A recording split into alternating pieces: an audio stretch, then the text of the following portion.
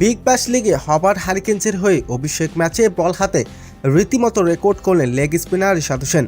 বল করে রীতিমতো তাক লাগিয়ে দিয়েছেন ক্রিকেট বিশ্বকে। প্রথম ম্যাচেই সুযোগ পেয়ে একের পর এক উইকেট তুলে নিয়েছেন রিশাদ। প্রতিপক্ষ ব্যাটারকে তার স্পিন ভেলকি দিয়ে করেছেন দিশেহারা। এদিন সিডনির বিপক্ষে 4 ওভার বোলিং করে 26 রান খরচ করে করেছেন বিশ্ব রেকর্ড। দর্শক হিসাবে বিস্তারিত থাকছে ভিডিওর প্রতিবেদনে। এদিন টসে হেরে প্রথমে ব্যাটিং করতে নেমেছে সিডনি সিক্সার্স। ইনিংসের শুরু থেকে হবার্টের বলারদের উপরে চওড়া হন সিডনির ব্যাটাররা। পাওয়ার প্লেতে কোনো উইকেট না হারিয়ে তারা তুলে ফেলেন 50 রান। যখন প্রতিপক্ষ বলারকে করে দেন দিশেহারা, ঠিক তখনই ম্যাচের 7তম ওভারে অধিনায়ক বল তুলে দেন রিশাদের হাতে। বিগ ব্যাশে নিজের অভিষেক ওভারেই প্রথম বলে বাউন্ডারি হজম করেন রিশাদ। তবে পরের বলেই দেখান নিজের কারিশমা। ওই ওভারে মাত্র 5 রান খরচ করে তুলে নেন দুটি গুরুত্বপূর্ণ উইকেট, যা ম্যাচের মোড় ঘুরিয়ে দেন তিনি। এরপর 8তম ওভারে এসে 10 রান এবং 14তম ওভারে 6 রান খরচ করলেও কোনো উইকেটের দেখা পাননি।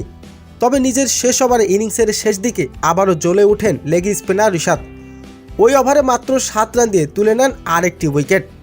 রিশাদ হোসেনের এমন দুর্দান্ত বোলিংয়ে বড় সংগ্রহ করতে ব্যর্থ হয় সিডনি সিক্সার্স। নির্ধারিত 20 ওভার শেষে সবকটি উইকেট হারিয়ে 130 রান সংগ্রহ করেন তারা।